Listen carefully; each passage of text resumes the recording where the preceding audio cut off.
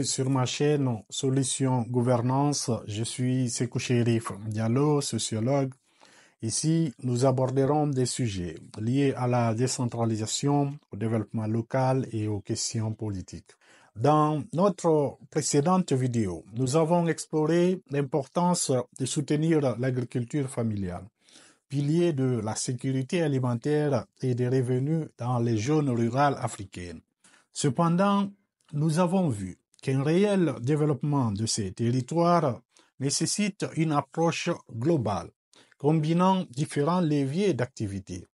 C'est pourquoi, dans cette nouvelle vidéo, nous allons nous intéresser à un autre secteur clé au potentiel remarquable, l'artisanat. Tout comme l'agriculture, ces activités recèlent des richesses inestimables qu'il est essentiel de valoriser et de promouvoir. Au-delà de l'agriculture, l'artisanat constitue un autre levier de développement économique à fort potentiel pour les campagnes en Afrique. Qu'il s'agisse du tissage, de la vannerie, de la poterie, de la sculpture sur bois ou des travaux d'orfèvrerie, chaque région rurale regorge d'un riche patrimoine artisanal multiséculaire, transmis de génération en génération. Pourtant, force est de constater que cet artisanat traditionnel, malgré sa créativité et son enracinement culturel profond, peine souvent à se développer faute d'accompagnement et de valorisation suffisante. Très peu professionnalisé et organisé, il demeure trop souvent cantonné à une production de subsistance et des ventes informelles de proximité peu rémunératrices. Alors, quel levier d'action pour enclencher un réel développement de cette filière artisanale? D'abord, il faut créer des centres de formation pour transmettre les savoirs. Un premier enjeu est d'assurer la pérennité de la transmission de ces précieux savoir-faire locaux en créant des centres de formation dédiés où des artisans confirmés pourront initier les jeunes générations. Au-delà des compétences techniques artisanales, il est essentiel que ces centres de formation dispensent également des enseignements complémentaires en marketing, en gestion d'entreprise ou en développement commercial. En effet, pour valoriser pleinement leur savoir-faire et en tirer des revenus décents, les artisans doivent aujourd'hui maîtriser des compétences entrepreneuriales.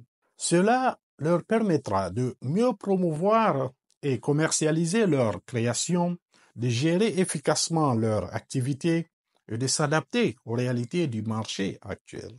Ensuite, il faut renforcer l'accès aux matières premières et en équipement. Bien souvent, les artisans ruraux sont confrontés à des problèmes d'approvisionnement en matières premières, argile, fibres végétales, bois, métaux, etc., dont les ressources se font de plus en plus rares. Des stratégies locales de gestion durable de ces ressources, combinées à des systèmes de banque de matières premières, sont à mettre en place. L'acquisition d'équipements de production plus performants est également un levier pour gagner en productivité et en qualité.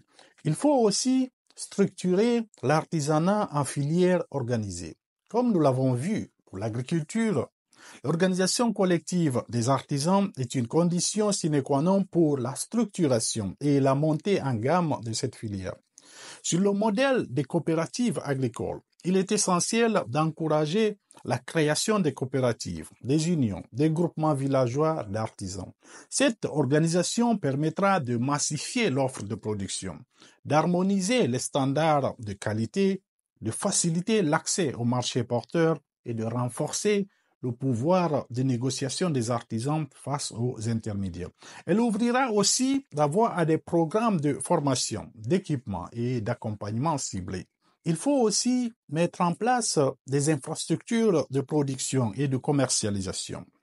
Les pouvoirs publics locaux doivent investir dans des infrastructures de production et de commercialisation dédiées à l'artisanat. Il peut s'agir de bâtiments équipés, regroupant différents ateliers artisanaux par corps de métier, permettant de mutualiser les équipements et de faciliter les synergies.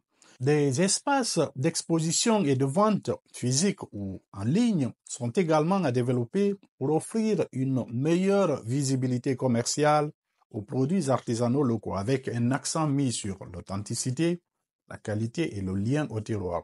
Enfin, il faut intégrer l'artisanat dans une offre touristique rurale. Un des leviers importants pour valoriser économiquement l'artisanat réside dans son intégration au sein de l'offre touristique rurale.